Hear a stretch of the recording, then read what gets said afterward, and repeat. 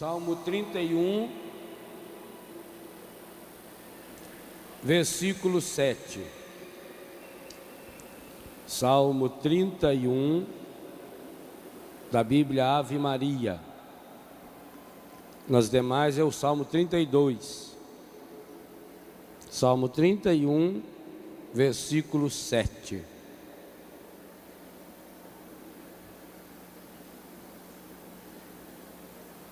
Vós sois meu asilo,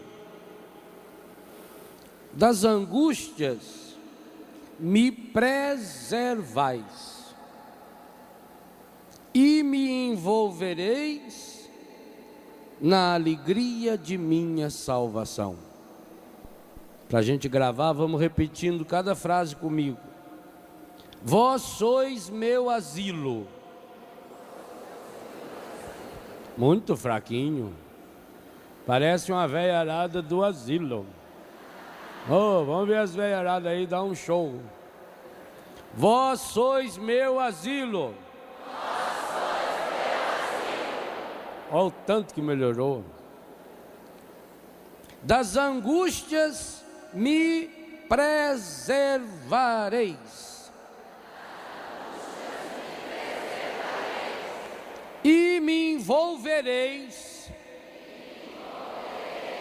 na alegria de minha salvação. Palavra do Senhor.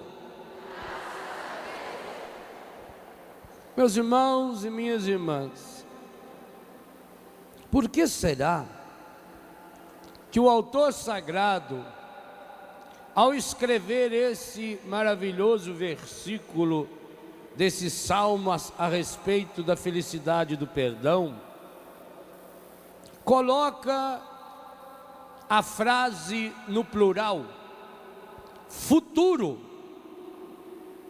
Vós sois meu asilo, das angústias me preservareis. Não é me preservais, não é me preserva, não é me preservastes, é futuro. Me preservareis e me envolvereis, é futuro, na alegria de minha salvação. Por que que os dois verbos aqui nos são apresentados no tempo futuro? Preservareis, envolvereis. Exatamente porque aqui nesse versículo nós temos, e por isso é plural, cada um de nós, para cada um de nós, nós temos o grande segredo da alegria. Esse salmo está no contexto de muitos outros textos bíblicos. Reflete de fato aquilo que é uma opinião bíblica. A verdadeira alegria, que tanto falávamos ontem à tarde, ela é consequência, por isso os dois verbos no futuro. A alegria verdadeira é algo que eu alcanço se e somente se eu fizer a caminhada que desemboca nessa alegria. A alegria verdadeira, ao contrário da euforia, ela não é momentânea, ela não é instantânea. Pode até começar agora, mas ela não é só para um momento. A alegria verdadeira não é um ponto de partida, é um ponto de chegada. A alegria verdadeira não é o começo da minha história, é aonde a minha história chega. Por isso, o autor sagrado aqui, Davi, o grande rei e profeta do povo de Deus, logo depois de fazer a experiência da confissão, fruto do arrependimento e não do remorso. Se você meditar o salmo todo, nós não temos tempo para isso, embora seja um salmo tão pequenininho, você vai perceber que esse salmo começa igualzinho começa o primeiro salmo da Bíblia. O primeiro salmo da Bíblia começa dizendo: feliz se temes o Senhor, se andas em seu caminho. Mas acontece que aqui, Davi, ao escrever, ele passou pela experiência do pecado, e de um pecado muito grave. Esse salmo está no mesmo contexto do Salmo 50, salmo que Davi compôs logo depois que caiu em si e percebeu o grande pecado que tinha feito. Tanto que essa frase que nós lemos, me envolvereis na alegria da minha salvação, você vai lê-la igualzinha no Salmo 50, versículo 14. Restituí-me a alegria da salvação. Depois que o salmista fez a experiência, que quem estava aqui hoje de manhã com certeza fez também, toda a trajetória maravilhosa, desde a oração da manhã, a pregação, o testemunho e a oração que encerrou a manhã, foi a trajetória da consciência do perdão que provoca arrependimento, arrependimento que nos leva de volta para Deus. Se o Salmo 1 fala, feliz se temes o Senhor e andas nos seus caminhos, o Salmo 31 fala que mesmo depois que a pessoa errou, é um salmo de esperança. Esse salmo é para mim, é para você. Mesmo cada um de nós aqui, que já tenhamos cometido as barbaridades mais terríveis, os piores pecados que a gente podia cometer, para nós também está reservada a verdadeira alegria. Significa o seguinte, que quem tem Deus tem tudo, quem tem Deus tem esperança. E que esperança é essa? Parte de você? Por acaso hoje você está meio triste? Se você estiver meio triste hoje, ou ontem, ou o último dia que você esteve meio triste, qual foi a causa da tristeza? Normalmente, a gente tenta achar desculpas ou culpados para as nossas tristezas. Ah, eu estou triste hoje porque alguém falou mal de mim. Padre, eu estava tão bem, eu acordei animado, eu tomei café, eu escovei o dente, eu estava cantando. Aí quando eu saí de casa, padre, parece que o demônio estava na minha rua. Pois foi pôr eu o pé na rua, padre. Eu dei de cara com a vizinha minha, e ela me estragou o dia. Padre, aquela mulher, eu não gosto de falar dos outros, mas vou falar para o senhor, porque o senhor é padre. Aquela mulher tem o dom de estragar a vida da gente. Padre, só dela olhar em mim eu já fico com raiva. E quando ela fala, então, ela é muito chata. Parece que ela nasceu com o dom de atazanar a vida da gente. Pois foi ver aquele tribufu e o meu dia acabou. Eu fiquei triste. Mas que poder tem essa senhora de só olhar para você tirar a sua alegria?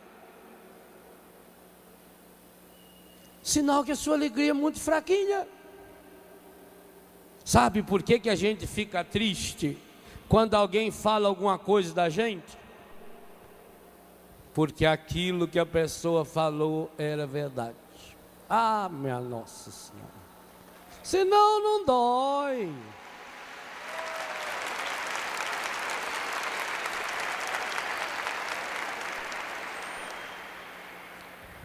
Manda um japonês xingar você.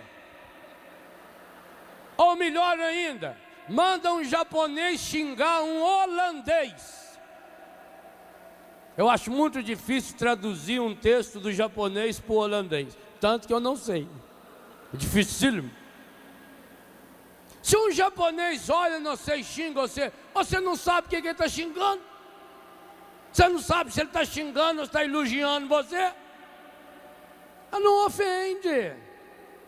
Agora, quando uma pessoa fala alguma coisa que tem a ver com algo que eu sou, e pior ainda, quando a pessoa fala aquilo que eu estou tentando esconder faz tempo, quando a pessoa manifesta um erro da gente, um defeito, então a gente entende uma coisa muito simples. O que causou a minha tristeza? O que causou a minha angústia? O que causou a minha depressão? O que causou a minha mágoa? Foi o que a pessoa falou? Não. Foi a minha consciência de que estou numa situação de perdição. E aqui está o segredo muito importante que você precisa entender, porque é que o demônio, o encardido, rouba a nossa alegria. Há duas coisas que o encardido procura roubar. Primeiro, ele é o ladrão da palavra. Está escrito isso no capítulo 13 do Evangelho de São Mateus. Por isso que muitas vezes pessoas que vêm em encontros, inclusive encontros como esse, são pessoas que vêm para agir em nome do encardido.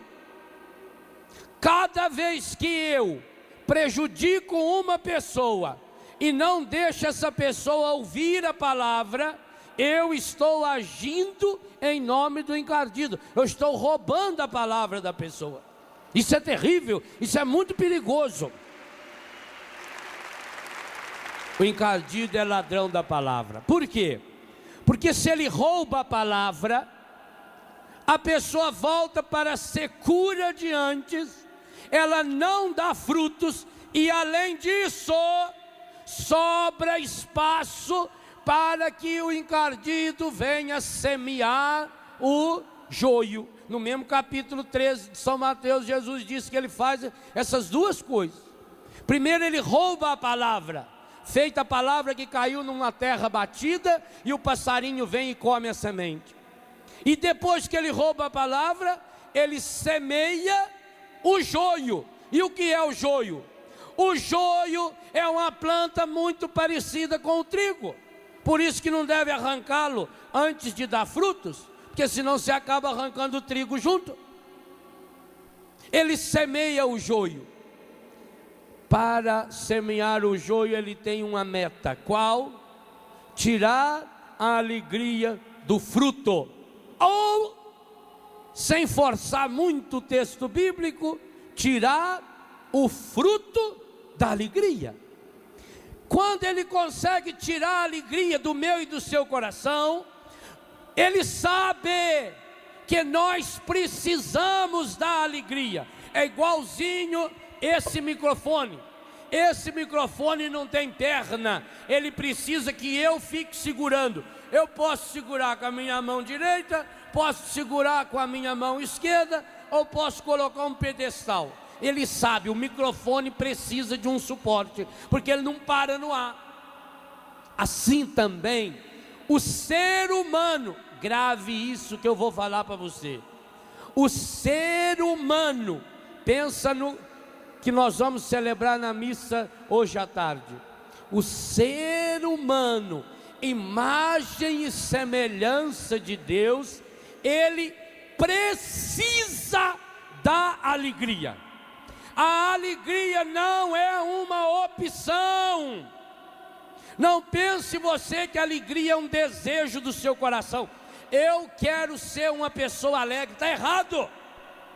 A alegria é uma ordem de Deus.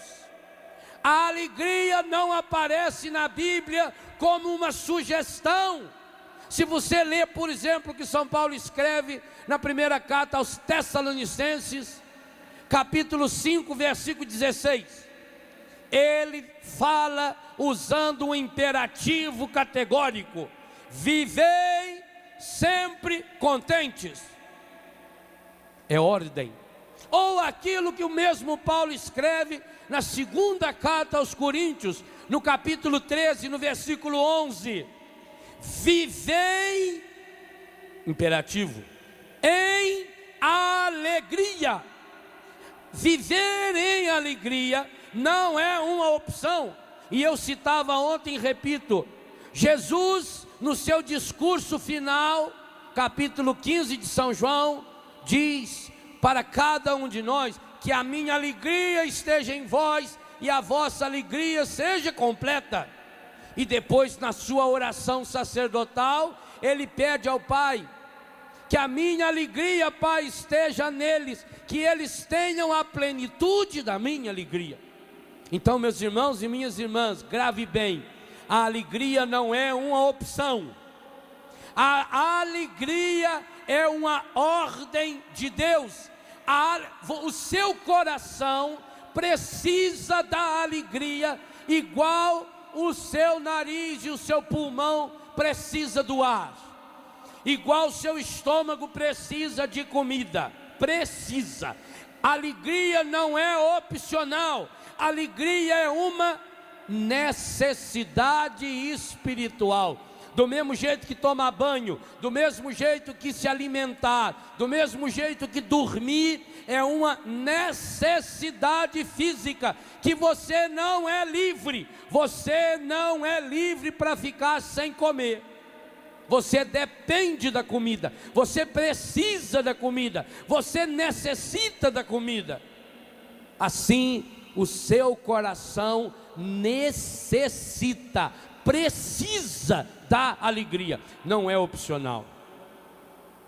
E aí você já entendeu, se fizer um esforçozinho mental, por que que o demônio rouba a alegria?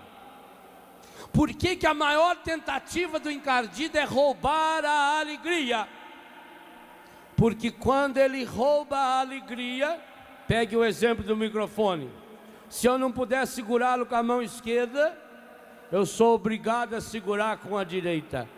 Mas se eu não tiver mão, ou tiver com a mão ocupada, eu preciso de uma mão falsa, um pedestal, porque o microfone não vai conseguir parar aqui se não tiver um suporte. Suporte significa suportar. Ó, isso aqui, o suporte dessa mesa, ó. Suportar, portar, segurar, sub, por baixo. O microfone precisa de um suporte, algo que o segure, senão ele cai. Não vou deixar cair, porque não é nosso, não dá a massa, que nós temos que pagar um preço danado depois. Entendeu por que que o demônio é o ladrão da alegria? Porque na hora em que ele consegue roubar a minha alegria, o que que acontece com o nosso coração? Hein? Pensa. Se eu necessito da alegria, ora, eu estou com muita fome, eu adoro comer pão com manteiga, mas não tem pão com manteiga, eu como pão sem manteiga. Eu estou com muita fome, eu adoro comer perna de frango, caipira, nossa senhora, parecia moela de frango. O dia que você me convidar para ir na sua casa, foi uma panelada de moela de frango caipira. Mas não põe quiabo não para estragar o frango. Que delícia! Agora, se eu vou almoçar, não tem moela de frango, não tem carne de frango, eu como arroz, eu como feijão, eu como abobrinha, eu como o que tiver, porque eu preciso de alimento. Olha, se a alegria é uma necessidade espiritual, se o encardido me rouba a alegria, eu vou tentar substituir a alegria. E nessa hora é que eu começo a me alimentar com a euforia. A euforia é a alegria do mundo. É essa alegria passageira, é essa alegria momentânea, é essa alegria que eu tenho na hora, mas que normalmente depois ela se transforma em tristeza, ela se transforma em dor, ela se transforma em mágoa, ela se transforma em ressentimento. Meus irmãos, esse versículo do Salmo está dando a cada um de nós o grande segredo da alegria verdadeira, para que você possa voltar à alegria, porque muitos aqui já não vivem mais na alegria. Nós vimos hoje de manhã muita gente deprimida, muita gente está triste, amargurada, não consegue mais nem sorrir, perdeu a alegria. E quem perde a alegria perde o sentido da vida. Quantas pessoas nesse mundo têm tantas coisas, mas são infelizes, são tristes, estão sempre amarguradas. Quantas pessoas só conseguem se alegrar se tiver bebida? Eu mesmo já tive essa experiência. Há muitos anos atrás, para eu me alegrar, eu precisava beber.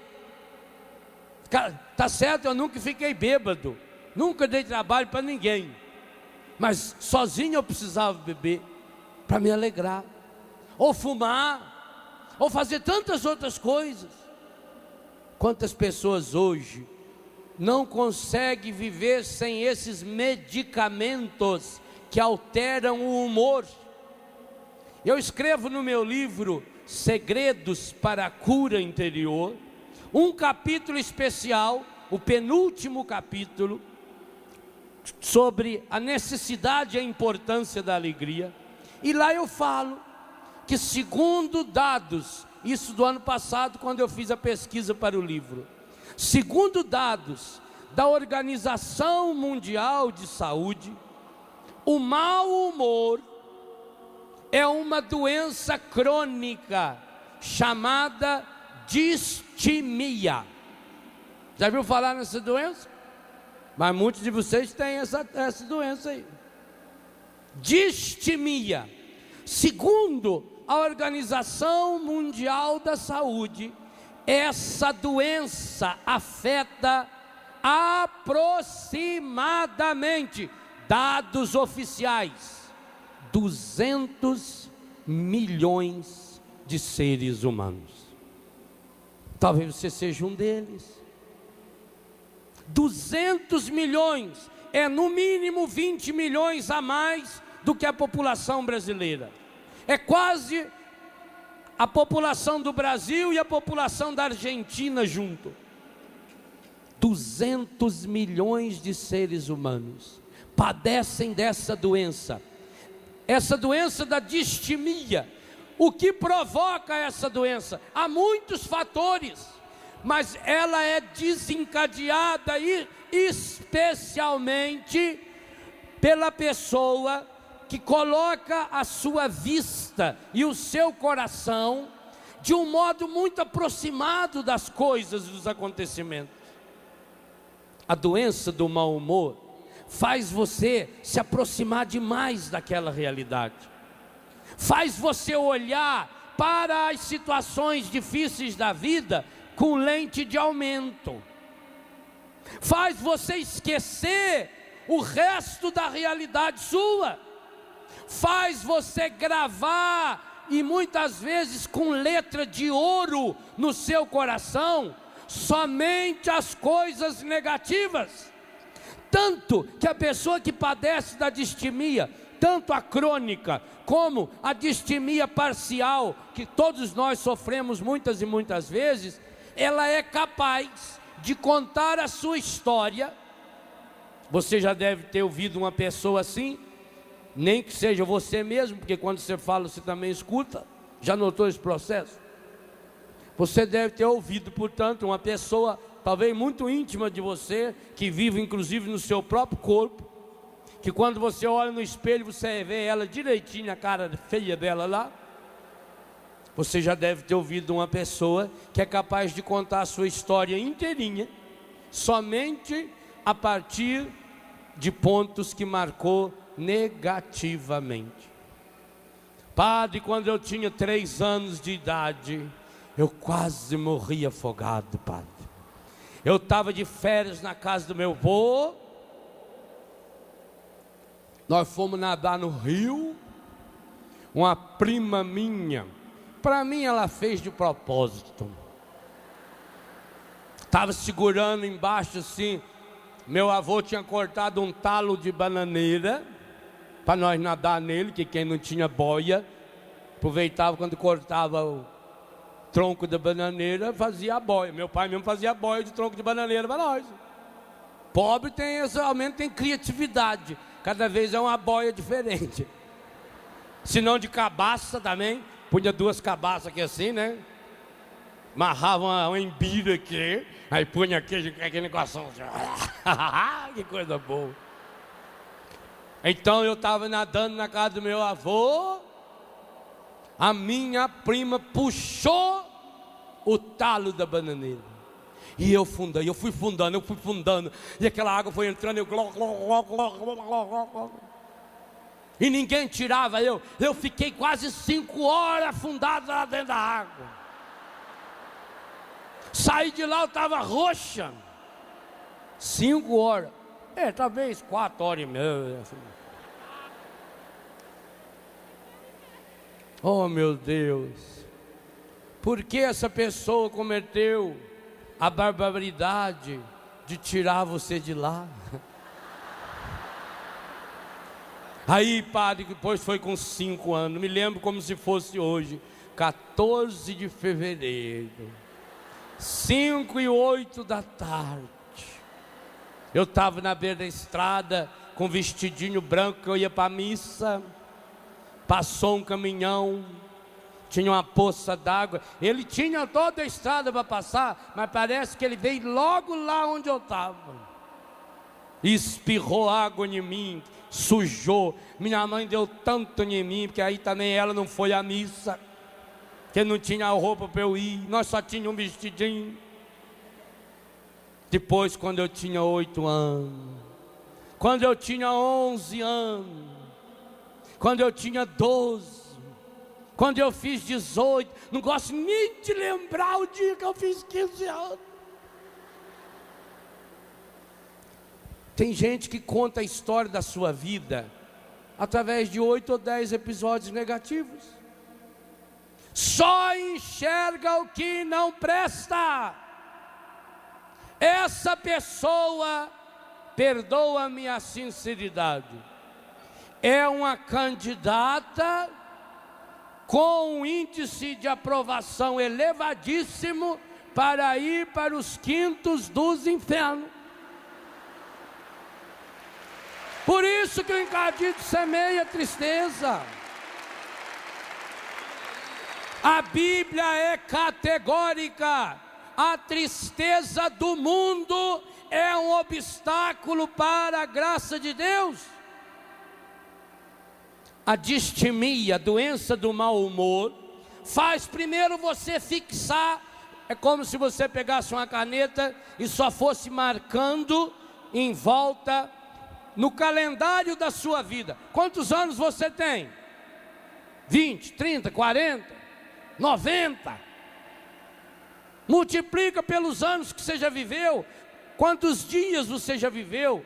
Quantas horas você já viveu? Você podia fazer esse cálculo assim de brincadeira. Pega uma calculadora eletrônica ou um celular, esses que faz conta aí, e multiplica. Eu tenho 25 anos, vezes 365 dias, vezes 24 horas. Bom, com 25 anos teve teve 6 anos bissexto, então aumento mais 6 vezes 24. Quantas horas eu já vivi? Quantos dias você já viveu? Quantos minutos você já viveu? E depois você tenta marcar num outro caderninho quantas horas demoraram as horas de sofrimento que você já teve.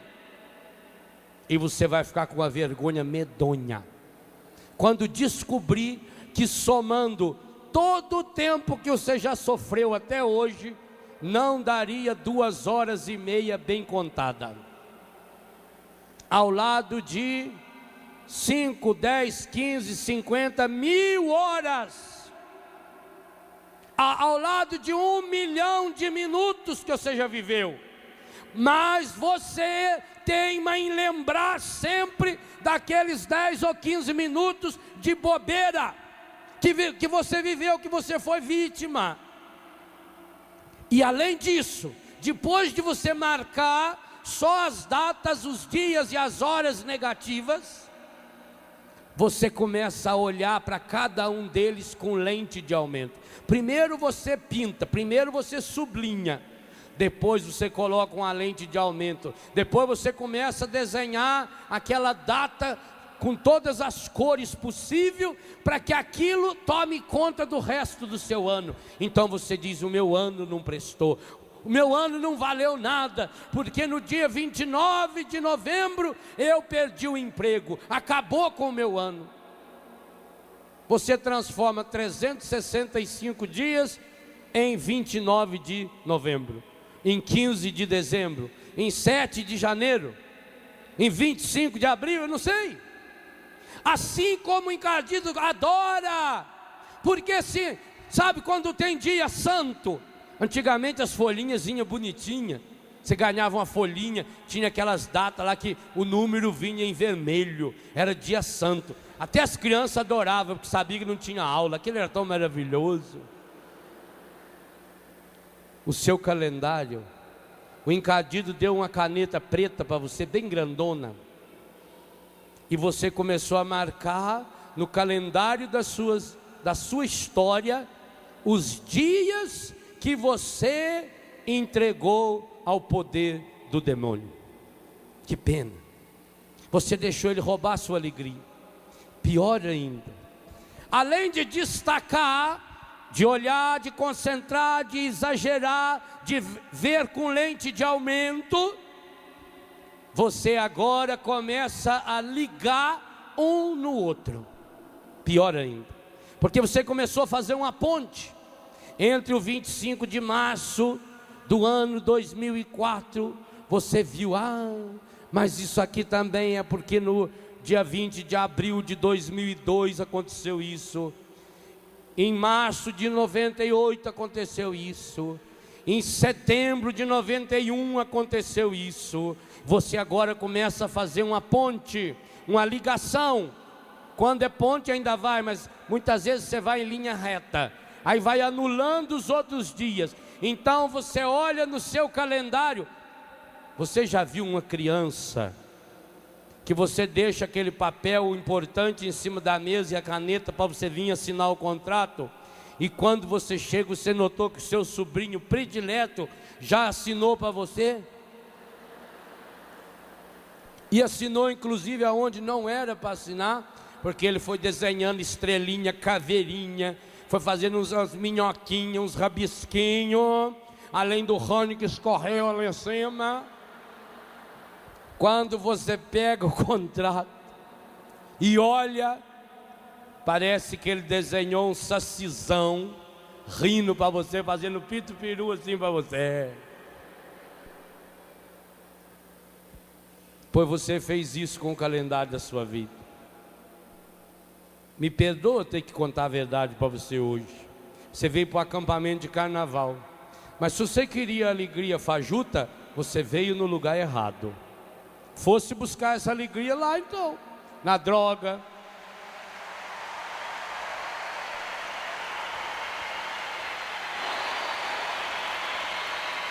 Então você me perdoa eu ter que falar para você uma verdade que você não está gostando de ouvir. Sinto muito, porque nossa, esse padre parece que não tem sensibilidade. Além de eu sofrer tanto agora, quer dizer que a culpa foi minha? Foi.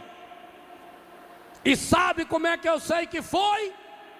Tudo que você sofreu ainda foi pouco, porque não foi suficiente para você dar uma cabeçada na parede e acordar. Vai ter que sofrer muito ainda. Você está desenvolvendo a doença da distimia dentro de você. Você está rabiscando o calendário da sua vida. Então você, quando olha para esse calendário e ele está todinho pichado, Sabe, quando a gente vê nesses muros, nesses prédios, tudo pichado. Ah, se eu visse uma pessoa pichando a minha casa, se eu visse pichar, eu ia pichar ele também. Ah, ele ia aprender a pintar a parede na porrada, mas ia aprender, com certeza. Não é feio quando você vê uma igreja, um prédio, um muro? A pessoa faz isso para quê? Por prazer, prazer de estragar. É por isso que o demônio também picha você. Se a pessoa pintasse o muro e ela pichando, significasse que aquele muro passaria a pertencer para ela, ainda teria algum lucro, mas não.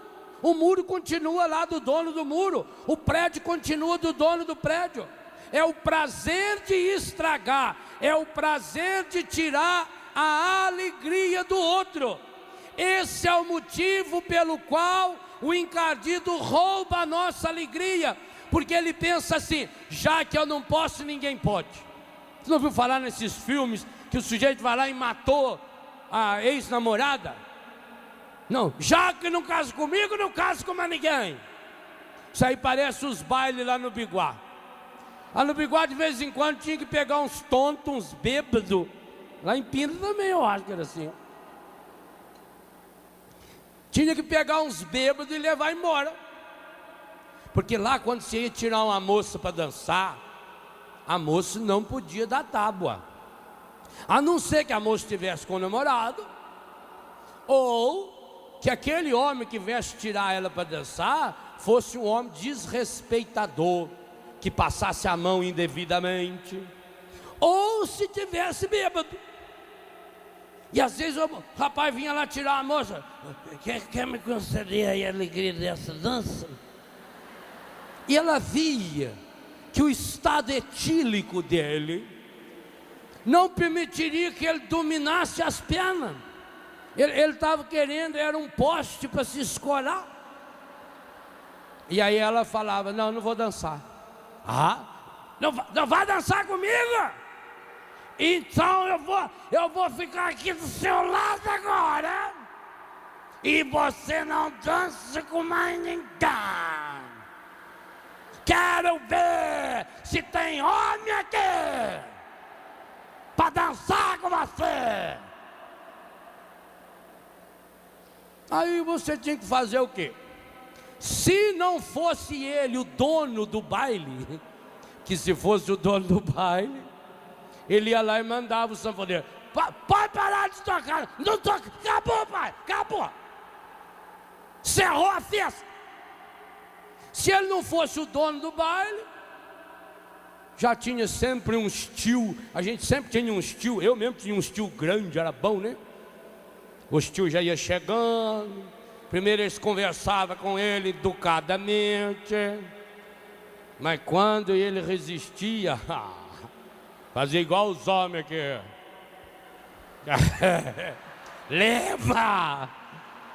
Levava o bêbado embora. Gente, o encardido é igualzinho. Ele não quer a alegria sua para ele, porque ele não pode sentir alegria.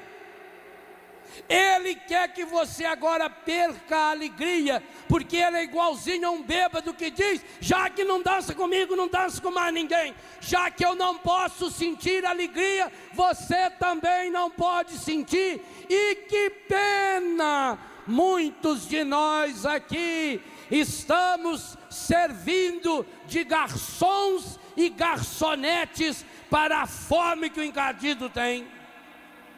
Hoje você precisa tomar uma decisão, se é que você de fato deseja experienciar a alegria que não inquieta a alma. E que decisão é essa? A decisão de romper com todas as ligações. Hoje de manhã foram nos apresentadas 4 ligações pecaminosas que roubam a nossa alegria e, portanto, que inquietam a nossa alma. A depressão obviamente, quando fruto do pecado, quando consequência do pecado, e não uma doença física, que inclusive tem tratamento, graças a Deus.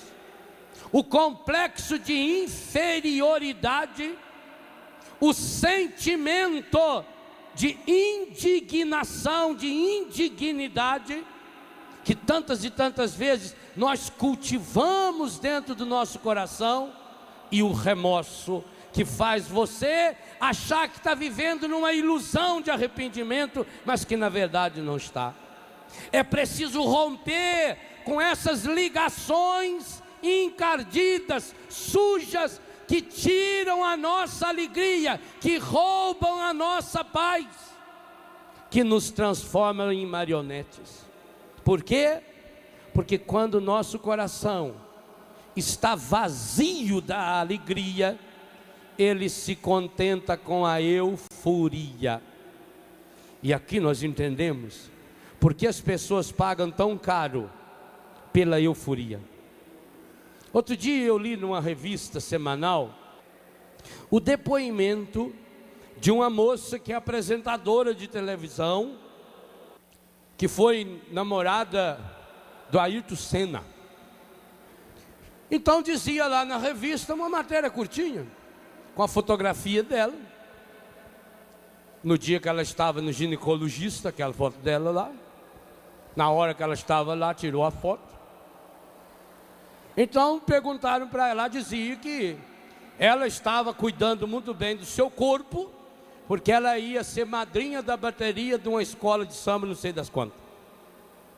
E aí pergunta para ela, o que ela faz para ter aquele corpinho tão esbelto? E eu fiquei com inveja dela, porque ela disse que faz academia 5 vezes por semana, faz 4 horas de ginástica por dia, e quando ela está com fome, ela chupa gelo para enganar o estômago. E por que eu fiquei com inveja dela? Porque se ela é capaz de fazer um esforço tão grande desse, para um motivo tão banal, como é que eu não sou capaz de fazer sacrifício nenhum, por obras tão grandes, por belezas tão infinitamente superior, a sair desfilando numa escola de samba?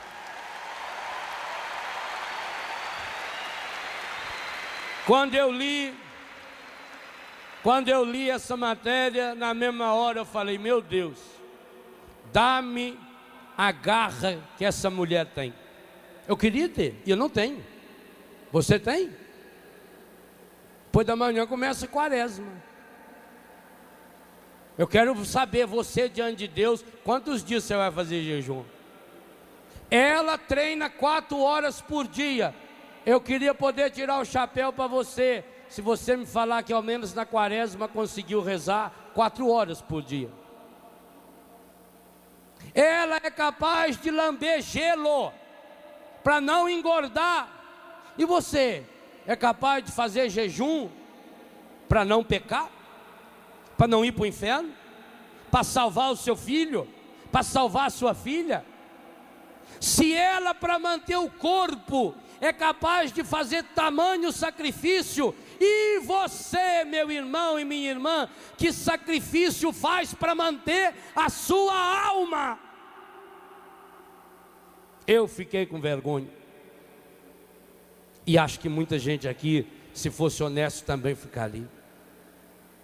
Quando, meus irmãos, nós não experienciamos a verdadeira alegria, nós vamos atrás da euforia. Por causa da euforia, nós somos capazes de fazer renúncias. Um jovem, quando ele quer usar droga, ele é capaz de andar a pé 10 quilômetros. Ele é capaz de ir lá naqueles becos escuros aonde estão os traficantes. Ele é capaz de expor a sua vida, porque mesmo sabendo, o traficante disse para ele: você não volte mais aqui enquanto não pagar o que me deve. E ele, para pagar o que deve, ele é capaz de roubar a mãe, roubar o pai, roubar as pessoas, expor as pessoas em risco e a própria vida. e não consegue o dinheiro, ele é capaz de ir lá de novo no traficante. Quantas vezes um filho meu já me contou que voltou no traficante, e o traficante falou: não avisei que não era para voltar aqui sem dinheiro? E juntava 3, 4 capangas e deixava ele semi-morto, jogado nas margens de um beco qualquer. Quantas vezes já escutei essa história? Então, se um jovem, por causa de droga, a euforia da droga, é capaz de expor a sua vida, é capaz de fazer sacrifício, é capaz de renunciar à namorada. Um dos meus filhos namorava uma menina, modelo, hoje modelo internacional, uma das meninas mais lindas que eu já vi na minha vida. Essa menina ia na minha casa com ele, mas menina linda, linda, um corpo perfeito, um sorriso, e uma menina de uma simpatia. A mãe dela uma pessoa boníssima, uma pessoa maravilhosa. Passado um tempo, eu me encontrei com ela e com a mãe no aeroporto, em São Paulo. A mãe tinha vindo trazê-la em São Paulo, ela ia para um desfile internacional. Falei: e o meu filho? Ah, acabou. Ah, mas por quê? Vocês se gostavam tanto? Aí o zoinho cheio de lágrimas. Gostava não, eu gosto. Mas como é que eu vou namorá-lo, padre? A gente marca de sair numa sexta-feira, ele não aparece sexta, nem sábado, nem domingo, porque ele vai para casa dos amigos dele, começa a cheirar cocaína e esquece. Meu Deus, um menino daquele, 1,80 m de altura, hoje está acabado, hoje já não tem mais nenhum dente na boca, gastou, de tanto passar um dente no outro, gastou, que bruxismo, menino lindo que era, hoje está lá acabado, gente, cheirando pedra. Como é que um homem daquele, um jovem, eu o conheci, ele tinha 15 para 16 anos de idade, hoje ele tem uns 26 anos, 27, como é que ele se acabou? Como é que ele foi capaz de trocar uma menina mais linda, linda em todos os sentidos, fisicamente, afetivamente, uma delicadeza, ele trocou por quê? Por causa de cocaína. E depois a gente fica impressionado quando um jovem deixa uma moça, ou quando uma moça deixa um rapaz e vai seguir Jesus. Isso é capaz do mundo achar um escândalo. 99% dos jovens que se drogam, em pouco tempo deixam a namorada e o namorado, o pai, a mãe, o marido, a mulher, os filhos, troca tudo isso por causa da droga. Basta ir visitar a minha casa e escutar a história deles. Quando a pessoa não tem a alegria, ela paga qualquer preço pela euforia. Por isso que uma calça feita essa minha, está aí nas revistas dessa semana. Hoje tem calça dessa aqui, claro que não é da mesma marca, vendida a 1.500, 2.000, 3.000 reais. Por quê? Porque a pessoa que vai comprar uma calça dessa e vai pagar 3.000 reais, não tem alegria. Quem não tem alegria, paga caro pela euforia. Quanto menos a pessoa tem dentro de si, mais ela precisa ter fora. Quanto mais vazia a pessoa é por dentro, mais ela precisa se encher das coisas. Quem não tem alegria, dá a própria vida atrás da euforia.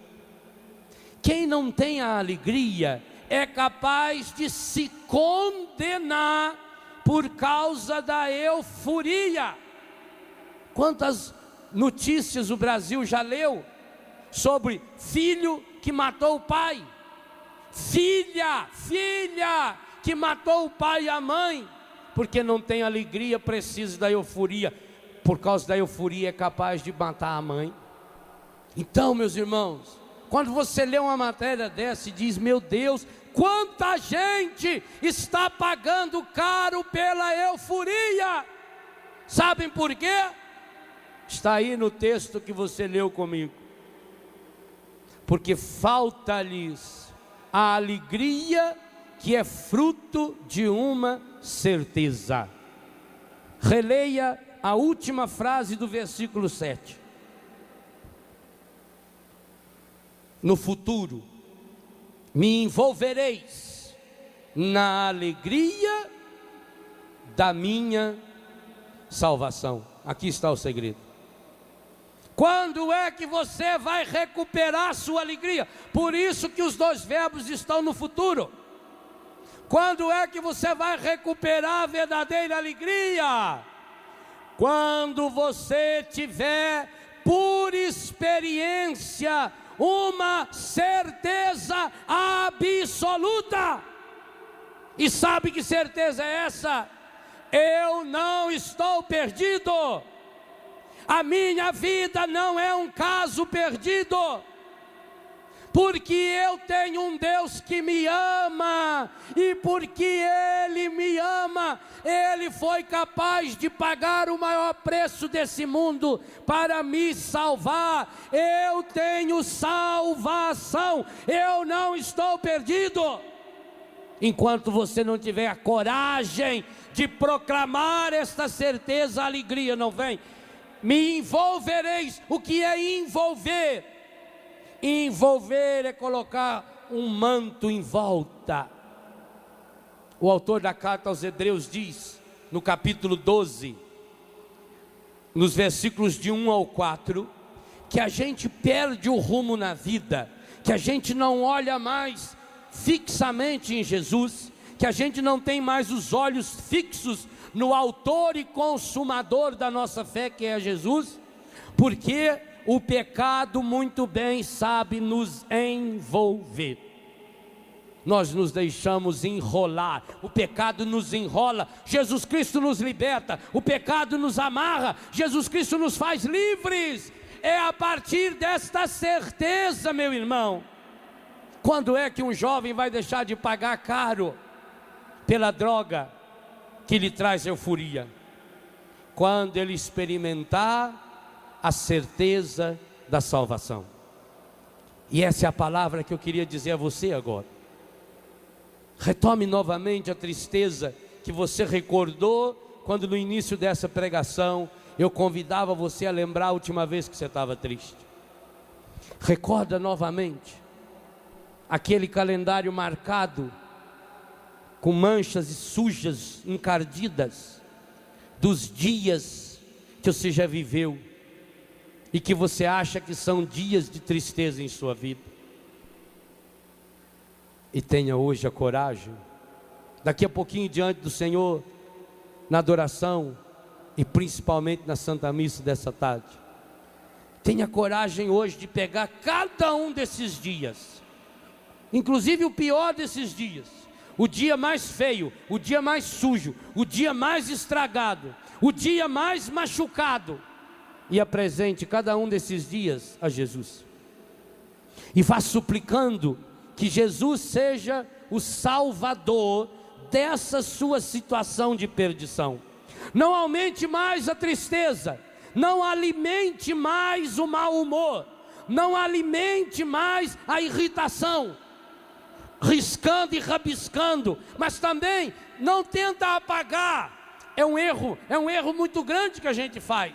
A gente tenta apagar os dias estragados da nossa vida. Não, você não pode querer apagá-los. Eles fazem parte da sua história. E digo mais, eles ajudaram você a ser quem você é. Não negue a sua história, não negue o seu pecado, não negue o seu passado, não negue os seus erros. Tenha a coragem de assumi-los, mas diante de nosso Senhor Jesus Cristo, porque esse tem poder de envolver esses dias tristes da sua vida com a alegria da salvação. Que coisa maravilhosa! Porque Jesus foi capaz de se despir na cruz, porque Jesus está completamente nu na cruz, para que você tivesse a coragem de se despir diante dele, para que você tivesse a coragem de arrancar as máscaras que envolvem o seu coração. A máscara lhe traz euforia, na hora faz você nem sofrer tanto, mas a longo prazo é tristeza em cima de tristeza.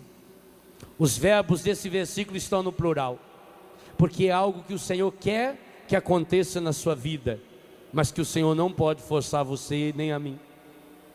É preciso que cada um tenha a coragem, a revolucionária coragem de hoje, suplicar ao Senhor: Senhor, envolva-me na alegria da minha salvação. O grande objetivo que eu tenho para você nessa tarde, que tenho no coração e pensando em cada um de vocês, também você que está em casa, como seria maravilhoso se ao final do dia de hoje, no início da noite, quando terminar a nossa missa, você tivesse uma absoluta certeza: eu tenho salvação, eu não sou um caso perdido, há uma esperança. Oh, meu irmão, quando uma pessoa tem uma doença grave e alguém fala que lá em tal lugar tem um médico que cura essa doença, a pessoa faz todos os esforços possíveis para ir até lá. Se tiver um fio de esperança, ela vai atrás, vai em outros países. Se você hoje sair daqui com essa esperança, que é uma certeza: minha vida não está perdida. Qual é o seu pecado?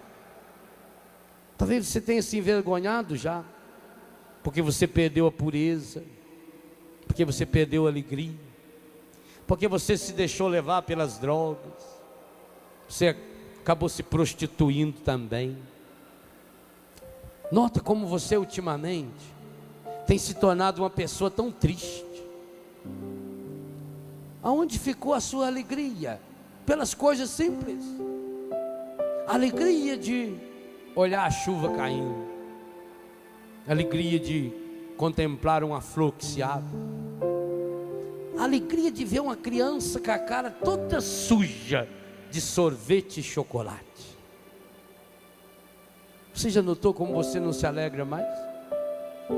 Você está sempre amarrado, sempre mal-humorada, sempre nervosa, sempre reclamando.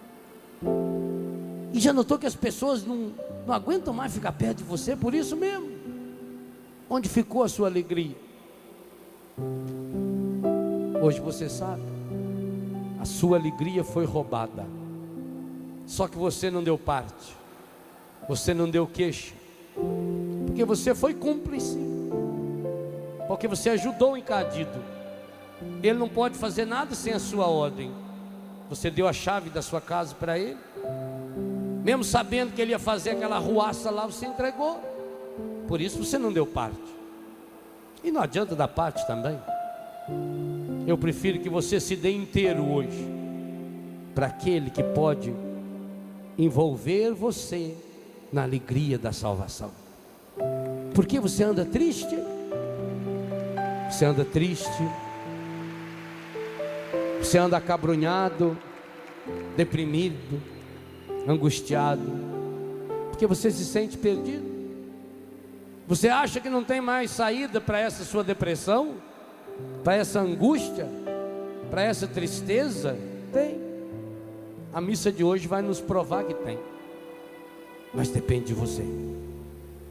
Jesus hoje quer entrar mais uma vez nesse centro de evangelização, nessa segunda-feira. Surpreendente o número de pessoas que se encontram aqui nessa tarde, maravilhosamente surpreendente. Que maravilha! Como é bom saber que tem tanta gente querendo se encontrar com Jesus. Mas eu sei, Jesus quer encontrar-se com cada um. Abra o seu coração agora, pegue essa tristeza, pegue a causa dessa tristeza, pegue a causa mais profunda dessa dor no seu coração. Imagine você pegando essa tristeza com a sua mão, segure na mão, porque eu quero que hoje você jogue essa tristeza no coração de Jesus. E quando você tiver essa coragem de jogar a tristeza no coração de Jesus, então é o começo dessa alegria que lhe será devolvida. é o começo de uma nova história, aonde você será novamente envolta. Me envolvereis na alegria da minha salvação. Fale para o Senhor: vem, Senhor Jesus. Oh Jesus, é verdade, no dia de hoje, Senhor, a sua palavra está remoendo dentro do meu coração certezas que eu já tinha perdido.